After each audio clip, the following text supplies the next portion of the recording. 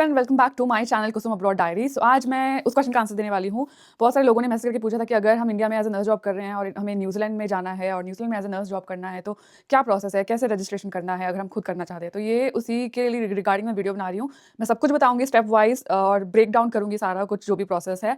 और अगर आप ऐसा कोई हो जो चाहता है ये प्रोसेस जानना और जो स्टार्ट करना चाहता है या फिर जस्ट फॉर नॉलेज आप जानना चाहते हो, तो ये राइट वीडियो है और आप इस पर जरूर देखते रहना। आगे जाके मैं आपको सारा प्रोसेस बताऊंगी, सारे स्टेप्स बताऊंगी। तो सबसे पहला स्टेप होता है CGFNS। अगर आप न्यूजीलैंड में रजिस्ट्रेशन कराना चाहते हो एज अ नर्स, तो एक ऑर्गेनाइजेशन है जिसका नाम है CGFNS, फुल फॉर्म में और यहाँ पे डाल दूंगी। CGFNS क्या होता है? वो सारे क्रेडेंशियल्स वेरीफाई करता है जो भी फॉरेन ग्रेजुएट नर्सेज हैं। ये उनके फॉर एग्जांपल आपकी डिग्रीज को चेक करते हैं, फिर आपके नर्सिंग काउंसिल को चेक करते हैं, आपकी जो क्वालिफिकेशन है उसको वेरीफाई करते हैं। तो पहला जो स्टेप होगा, आपको CGFNS पे जाना है। अगर आप गूगल पे टाइप करोगे CGFNS न्यूजीलैंड, तो वो आराम से ओपन हो जाएगा। फिर आपको उस पर क्लिक करना है और उस पर अपना अकाउंट बनाना है। So you need to create your account on CGFNS New Zealand. ध्यान रखना, आप CGFNS न्यूजीलैंड पे ही अपना अकाउंट बनाना, बिकॉज US का भी CGFNS है, तो उस पर गलती से मत बनाना। उस पर लिखा होगा CGFNS एंड न्यूजीलैंड काउंसिल, उसमें लिखा होगा nursing council New Zealand. Short form में लिखा होता है NCNZ। मैं स्क्रीनशॉट भी डाल दूंगी यहाँ पे। तो वैसे ही जब आप अकाउंट क्रिएट कर रहे हो तो ये ध्यान रखना। एक बार आपका अकाउंट क्रिएट हो गया, फिर वहाँ पे आपको आपकी डिटेल्स डालनी है, नेम, फुल नेम, आपका एड्रेस डिटेल, आपके पेरेंट्स का नेम, ये सारी डिटेल्स डालनी है। देन वो आपको पूछते हैं आपने डॉक्यूमेंट्स अपलोड करो। सो डॉक्यूमेंट्स अपलोड करने हैं आप वहाँ पे। आपको आपकी जो भी है ट्रांसक्रिप्ट, आपकी degree certificate, council registration certificates और आपका पासपोर्ट, जो इंटरनेशनल आइडेंटिटी डॉक्यूमेंट है वो भी आप अपलोड करोगे वहाँ पे।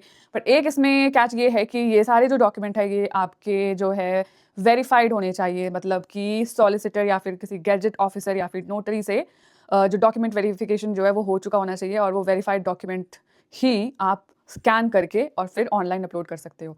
सो किसी भी नोटरी में जाओ या फिर किसी भी गैजेट ऑफिसर के पास जाओ, फोटो कॉपीज लेके जाओ और ओरिजिनल लेके जाओ। वो आपका ओरिजिनल देखेंगे और आपका फोटो कॉपी देखेंगे और फोटो कॉपी पे अपनी स्टैम्प और साइन कर देंगे।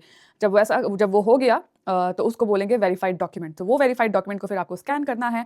आप फ़ोन से भी स्कैन कर सकते हो, अब तो बहुत टेक्नोलॉजी आगे हो गई है। अगर आप फ़ोन से स्कैन नहीं करना चाहते तो आप साइबर कैफ़े या फिर कंप्यूटर जहाँ पे है, स्कैनिंग मशीन जहाँ पे है, वहाँ पे जाके स्कैन करके अपने आप को ईमेल करके फिर उसको डॉक्यूमेंट्स को अपलोड कर सकते हो, खुद कर सकते हो ये स्टेप। सो स्टेप वाइज हर डॉक्यूमेंट, कौन कौन सा डॉक्यूमेंट आपको अपलोड करना है, मैं डॉक्यूमेंट की लिस्ट यहाँ डाल दूंगी। वो सारे जो वेरीफाइड डॉक्यूमेंट है, गेजेटेड डॉक्यूमेंट, नोटराइज डॉक्यूमेंट, या तो गैजेट कराओ या गैजेट ऑफिसर से कराओ या नोटरी से नोटराइज कराओ। वो करके फिर आपको एक एक करके वो सारे डॉक्यूमेंट अपलोड कर देने हैं। और वो बड़ा सा एक फॉर्म होता है CGFNS का, वो आपको फिल करना है और उसमें डेट एंड ऑल सब कुछ डाल देना है। ये कर दिया तो आपका ये एप्लीकेशन फॉर्म जो है वो कंप्लीट हो गया। ठीक है, एप्लीकेशन फॉर्म कंप्लीट होने के बाद सबमिट करना है।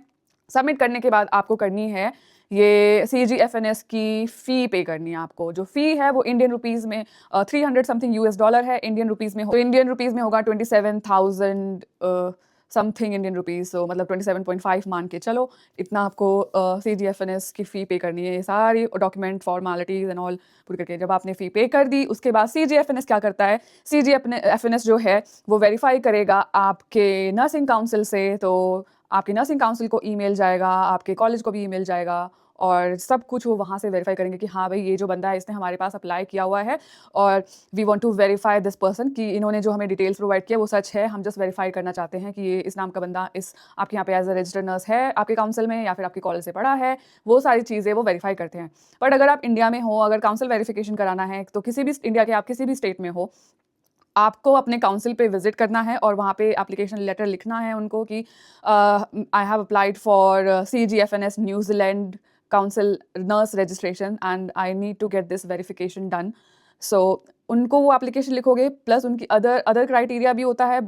मोस्टली सारे जो नर्सिंग काउंसिल्स हैं इंडिया के स्टेट वाइज, चाहे वो दिल्ली हो, हरियाणा हो या फिर कोई और काउंसिल हो, वो कुछ पेमेंट लेते हैं ओवरसीज़ वेरिफिकेशन के लिए। ओवरसीज़ वेरिफिकेशन के लिए कुछ पेमेंट होती है। कई लोग वो पेमेंट जो है वो ड्राफ्ट के रूप में लेते हैं। तो आपको वो उन जिस भी काउंसिल में आप रजिस्टर्ड हो उस काउंसिल की वेबसाइट पे जाओ। फॉर एग्जांपल अगर आप दिल्ली नर्सिंग काउंसिल में रजिस्टर्ड हो तो आप गूगल पे जाके दिल्ली नर्सिंग काउंसिल टाइप करोगे और वहाँ पे चेक करोगे कि ओवरसीज़ नर्स वेरिफिकेशन के लिए क्या डॉक्यूमेंट्स चाहिए मुझे और कितनी पेमेंट मुझे करनी है। तो वो मेंशन करके लिख के रखते हैं वहाँ पे सब कुछ कि हाँ आपको ये एप्लीकेशन लेटर लिखना है, फिर आपको अपने ये सारे डॉक्यूमेंट्स अटैच करना है एप्लीकेशन के साथ और आपको इतने अमाउंट का ड्राफ्ट अटैच करना है। फॉर एग्जांपल 5,000 का ड्राफ्ट है तो ये ड्राफ्ट आपको अटैच करना है और ड्राफ्ट किसके फेवर में बनाना है, इन फेवर ऑफ whom, वो भी वो लिख के रखते हैं कि आपको ड्राफ्ट कैसे बनाना है, कितने का बनाना है और किसके फेवर में बनाना है। तो ये बहुत ही क्रूशियल इन्फॉर्मेशन है, बहुत ध्यान से इसको अपनी काउंसिल की वेबसाइट पे जाके चेक कर लेना। और अगर आपकी वो इन्फॉर्मेशन काउंसिल की वेबसाइट से नहीं मिल पा रही है तो आप फ़ोन कर सकते हो अपने काउंसिल को और उनसे पूछ सकते हो और उनसे रिक्वेस्ट कर सकते हो कि आप ईमेल कर दो हमें। और अगर आप काउंसिल जा सकते हो इन पर्सन तो इन पर्सन जाके और प्रोसेस उनसे पूछ के आप ये सब कुछ कर सकते हो, क्योंकि जब तक आप ये वाली जो पेमेंट है, ये वाली जो फ़ी है और ये वाली जो एप्लीकेशन प्रोसेस है अपने होम काउंसिल से नहीं पूरा करोगे, तब तक आपका जो होम काउंसिल है वो CGFNS न्यूजीलैंड को ईमेल नहीं भेजेगा। जब आपने एप्लीकेशन दे दी और आपने पेमेंट पे कर दी, उसके बाद जो आपका for example Delhi nursing council को अगर मैंने अप्लाई किया है तो मैंने अपनी एप्लीकेशन दी, जो रिक्वायर्ड डॉक्यूमेंट्स थे वो दे दिया और मैंने पैसे का जो ड्राफ्ट था वो भी दे दिया राइट एकदम प्रॉपर तरीके से। उसके बाद वो क्या करेंगे, वो अपना ईमेल बॉक्स चेक करते हैं।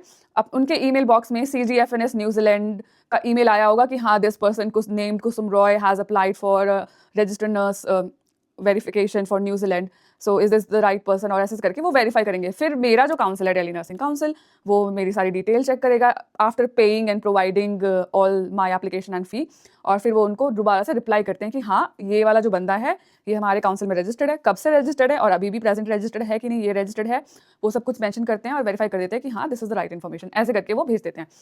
तो ये भी डिपेंड करता है कि अगर आप एक से ज़्यादा काउंसिल में रजिस्टर्ड हो इंडिया में तो आपको उन सारे काउंसिल में जाना पड़ेगा। फॉर एग्जांपल अगर आप हरियाणा में रजिस्टर्ड हो एज अ नर्स, हरियाणा का जो रजिस्ट्रेशन है वो लाइफ टाइम रजिस्ट्रेशन है, तो अगर आप हरियाणा में रजिस्टर्ड हो अगर आप यूपी में भी रजिस्टर्ड हो एज अ नर्स तो आपको हरियाणा से भी वो वेरिफिकेशन का प्रोसेस खुद करना पड़ेगा। उसके बाद फिर यूपी में भी जाना पड़ेगा और यूपी से भी अपना वो प्रोसेस करना पड़ेगा। तो दोनों जगह जब आप एप्लीकेशन दोगे, पेमेंट दोगे, डॉक्यूमेंट्स दोगे, उसके बाद वो आपका जो CGFNS ने जो उनको ईमेल भेजा है वो उसका रिप्लाई करेंगे। जब मैंने अपना रजिस्ट्रेशन किया था तो मैं 2 जगह रजिस्टर्ड थी। मेरा जो काउंसिल था वो 2 काउंसिल थे, क्योंकि पहला तो मेरा पेरेंट काउंसिल था। पेरेंट काउंसिल उसको बोलते हैं जहाँ से आपको आपकी जो नर्सिंग डिग्री मिली और फर्स्ट टाइम आप जहाँ पे रजिस्टर्ड हुए। तो जो मेरा पेरेंट काउंसिल था वो दिल्ली नर्सिंग काउंसिल था। उसके बाद मेरा जो सेकंड काउंसिल था, जो मैंने दिल्ली नर्सिंग काउंसिल छोड़ दिया था सरेंडर करके, मैं हरियाणा काउंसिल में चली गई थी। तो सेकंड वाला जो मेरा काउंसिल था वो हरियाणा काउंसिल था। इवन दो मैं रजिस्टर्ड नहीं थी दिल्ली नर्सिंग काउंसिल में, फिर भी मुझे दिल्ली नर्सिंग काउंसिल से अपना रजिस्ट्रेशन वेरिफिकेशन कराना पड़ा, क्योंकि वो कुछ जितने भी टाइम के लिए मैं वहाँ रजिस्टर्ड थी वो उसको भी वेरीफाई करते हैं। फिर हरियाणा पे मुझे एक और एप्लीकेशन हरियाणा में भी जाना पड़ा और वहाँ पे भी एप्लीकेशन देके और अपना रजिस्ट्रेशन वेरिफिकेशन कराना पड़ा। तो आपको ये देखना होगा कि आपके कितने काउंसिल है, आप कहाँ कहाँ रजिस्टर्ड थे पास्ट में, और वो सारा वेरिफिकेशन आपको कराना पड़ेगा। और वेरिफिकेशन हरियाणा का मुझे याद है शायद 5,000 ऐसे कुछ था, ड्राफ्ट बनाना था इन फेवर ऑफ रजिस्ट्रार, पर आप अपना ज़रूर देख लेना कि आपका क्या प्रोसेस है। तो ये एक बार आपने अपनी एप्लीकेशन दे दी तो आपका काउंसिल उनको रिप्लाई कर देगा और फिर वो वेरिफिकेशन हो जाएगा, हाँ इस कॉलेज से पढ़ा है। काउंसिल को सब पता होता है, काउंसिल में मेंशन होता है कि आप कौन से कॉलेज से पढ़े हो और आप कब पास आउट हुए हो, तो काउंसिल सारी वेरिफिकेशन CGFNS न्यूजीलैंड को भेज देगा। एक बार उन्होंने ये सारी वेरिफिकेशन भेज दी, उसके बाद जो आपके बाकी के जो डॉक्यूमेंट्स है वो ऑटोमेटिक से पासपोर्ट हो गया और ये सब हो गया, ऑटोमेटिकली वेरीफाई हो जाते हैं। ये वेरिफिकेशन होने के बाद CGFNS क्या करता है, अपनी रिपोर्ट भेजता है न्यूजीलैंड नर्सिंग काउंसिल को। नर्सिंग काउंसिल न्यूजीलैंड को वो अपनी रिपोर्ट भेजता है कि हाँ we have verified this candidate and all the details are true and relevant. So अब क्या होगा, इसके पहले एक और चीज़ जो मैं बताऊंगी, CGFNS जो है आपको ईमेल करता है, तो याद रखना कि सही वाला ईमेल देना जिसको आप एक्सेस कर सको। और ईमेल से वो आपसे पूछते हैं कि do you give us authority to verify, ऐसे करके कुछ ईमेल आता है, तो आपको उस पर कंफर्म करना होता है, येस करना होता है डिक्लेयर करके। तो वो देखना, जब तक आप वो नहीं करोगे तब तक वो आपका ये वेरिफिकेशन प्रोसेस जो है वो पूरा नहीं करेंगे। तो वो ध्यान रखना, अपने ईमेल चेक करते रहना। ये तो हुई CGFNS की बात। उसके बाद क्या होगा कि CGFNS ने न्यूजीलैंड को ईमेल कर दिया कि हाँ ये बंदे की जो वेरिफिकेशन है बिल्कुल सही है एंड गुड टू गो।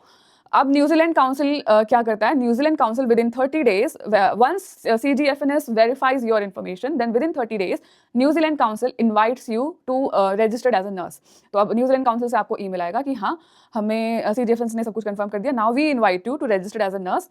अब आप क्या, आपका जो नेक्स्ट स्टेप होगा, न्यूजीलैंड ने जो ईमेल भेजा आपको, न्यूजीलैंड काउंसिल ने, उसमें आपके पास वो पूरी इन्फॉर्मेशन मेंशन करते हैं कि आपको कैसे रजिस्ट्रेशन के लिए स्टार्ट करना है। तो ईमेल ध्यान से पढ़ना, उसमें लिखा होता है कि इस वेबसाइट पे जाओ, इस लिंक को क्लिक करो, अपना अकाउंट बनाओ। माई IQN अकाउंट होता है, इंटरनेशनली क्वालिफाइड नर्स अकाउंट होता है, तो उस पे जाओ, उस पे अपना अकाउंट बनाओ, डिटेल्स डालो, ऐसे होता है। तो ये हो गया यहाँ तक का स्टेप। तो नेक्स्ट स्टेप में आप अप्लाई करोगे न्यूजीलैंड नर्सिंग काउंसिल में, उनकी वेबसाइट पे जाके, जिसकी फी है $485 न्यूजीलैंड डॉलर, जो कि हो जाएगा 26,000 से 26,500 इंडियन रुपीज़ में। ये स्टेप करने के बाद फिर आपका नेक्स्ट स्टेप आता है, एक बार आपने रजिस्ट्रेशन और पेमेंट दे दी तो उसके बाद फिर आपको न्यूजीलैंड काउंसिल जो है कल्चरल कॉम्पिटेंस और ऐसे करके 2 ऑनलाइन कुछ ऐसे वो होते हैं, कोर्सेज काइंड ऑफ होते हैं, तो वो आपको वो दोनों करने हैं। ठीक है, एग्जैक्ट जो नाम है वो मैं यहाँ डाल दूंगी। फिर वो कोर्सेज आप कर लोगे। उस कोर्स को करने के बाद क्या होता है, आपका इंटरनेशनल क्रिमिनल हिस्ट्री चेक होता है। वो कोर्स कर लिया, उसके बाद फिर आपको एक ईमेल आएगा न्यूजीलैंड से अगेन कि okay you started your registration now, you did your courses, then now you need to go for international criminal history check. तो न्यूजीलैंड आपको ईमेल करेगा इंटरनेशनल क्रिमिनल हिस्ट्री चेक के लिए। डोंट वरी, ये आपको कुछ इंडिया से जाके वहाँ पे पुलिस वेरिफिकेशन वहाँ पे ऐसा कुछ भी नहीं करना है, ये इंटरनेशनल क्रिमिनल हिस्ट्री चेक है। सो ये जो इंटरनेशनल क्रिमिनल हिस्ट्री चेक है ये ऑनलाइन ही होगा, आपको वो एक पोर्टल भेजेंगे और उसमें आपको सारी जो ईमेल है उसमें सारी सब कुछ मेंशन होगा कि आपको क्या करना है और कैसे करना है। फिर उस पे लिंक पे जाके आपको अपनी डिटेल्स डालनी है वगैरह वगैरह, का कितने साल आप कहाँ रहे वगैरह। तो वो जो इंटरनेशनल जो वो ऑर्गेनाइजेशन जो चेक करती है, फिट टू चेक करके ऐसे एक है जिन्होंने मेरा किया था, तो उसके बाद आपने सबमिट कर दिया। फिर वो थोड़ा कुछ ऐसे 1 वीक का टाइम लेते हैं, 1 वीक के बाद आपको ईमेल कर देते हैं कि हाँ your fit to practise check is done and you are fit for practice, ऐसे करके। फिर ये वाला जो हो जाएगा, उसके बाद वाला जो स्टेप है वो है कैप। कैप अगर आपको नहीं पता तो कैप होता है competence assessment programme. Competence assessment programme जो न्यूजीलैंड ऑफर करती है, उसमें 2 लेवल्स होते हैं। फर्स्ट लेवल जिसमें थियरी एग्जाम होता है, थियरी एग्जाम में आपको 120 क्वेश्चंस दिए जाते हैं जो आपको कुछ 165 मिनट्स में ऐसे करने होते हैं। मैं डिटेल्स यहाँ डाल दूंगी।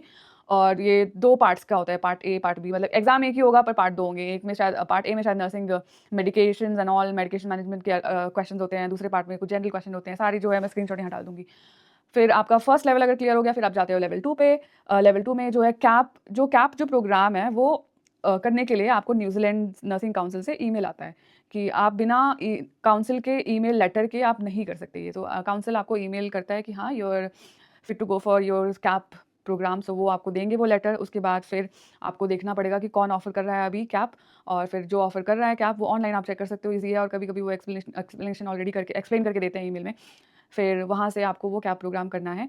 जो ऑनलाइन एग्जाम है, जो फर्स्ट एग्जाम है, जो लेवल 1 है, जो वो MCQ एग्जाम है, वो आप इंडिया में बैठे बैठे दे सकते हो। उसके बाद वाला जो है आपका 2 दिन का जो कैप आपको ऑफर कर रहा है, वो आपको 2 दिन का प्रोग्राम होता है। उसमें वो आपको ओरिएंटेशन और जो भी है नेक्स्ट एग्जाम के लिए प्रिपरेशन कराते हैं। उसके बाद आपका जो ऑस्की एग्जाम होता है, ऑस्की एग्जाम के लिए आपको जाना पड़ेगा न्यूजीलैंड। तो आपका ट्रैवल का खर्चा वो आप देख लो, कब जा रहे हो, कौन सा टाइम ऑफ द ईयर है, उसके अकॉर्डिंग आपके ट्रैवल के टिकट्स का प्राइस हो सकता है। और ऑस्की एग्जाम आपको वहाँ पे जाके न्यूजीलैंड में जाके इन पर्सन देना है। क्राइस्ट चर्च ऐसे कुछ उस जगह का नाम है जहाँ पे ये टेस्ट होता है, मैं स्क्रीनशॉट यहाँ डाल दूँगी। वहाँ पे जाके आपको ये एग्ज़ाम देना है। एक बार आपका ऑस्की एग्ज़ाम क्लियर हो गया तो आपका जो कैप प्रोग्राम के जो 2 लेवल्स थे, लेवल 1 लेवल 2, वो दोनों क्लियर हो गए। उसके बाद आप अपने आप को रजिस्टर करवा सकते हो एज अ नर्स। फिर आपको इन्विटेशन ईमेल आ जाएगा कि yes you're pass and you're successful in your application, now you can register as a nurse. वो न्यूजीलैंड से आपको आ जाएगा। फिर अब एक बार ईमेल आ गया न्यूजीलैंड से, फिर आपको आपकी एनुअल रजिस्ट्रेशन फ़ी पे करनी है। तो एनुअल रजिस्ट्रेशन फ़ी अराउंड कुछ 10 से 12 हज़ार रुपये है न्यूजीलैंड में, वो आपको पे करनी है। एक बार आपने एनुअल रजिस्ट्रेशन फ़ी पे कर दी, फिर आपका वो जो है सर्टिफिकेशन हो जाता है और आपको मिल जाता है आपका न्यूजीलैंड का नर्स रजिस्ट्रेशन। एक बार आपको न्यूजीलैंड का नर्स रजिस्ट्रेशन मिल गया, उसके बाद फिर आप जॉब्स देख सकते हो और वीज़ा के लिए अप्लाई कर सकते हो ईजिली। और ये था गाइस प्रोसेस। अगर इस किसी भी स्टेप में आपको थोड़ा कन्फ्यूजन या कुछ भी कोई क्वेश्चन है तो प्लीज़ आप क्वेश्चन अपने कमेंट में डाल देना और पूछ लेना। मैं थोड़ा लेट हो सकता है, मैं कमेंट का आंसर थोड़ा लेट करूँ, पर मैं आंसर ज़रूर करूँगी। So this was my video about the registration process. अगर आपको अच्छा लगा है मेरा वीडियो और हेल्पफुल लगा है तो प्लीज़ सब्सक्राइब ज़रूर करना, शेयर करना और लाइक करना। और मैं आपको मिलूंगी अपने नेक्स्ट ब्लॉग में कुछ नई इन्फॉर्मेशन के साथ। Bye bye, bye for now.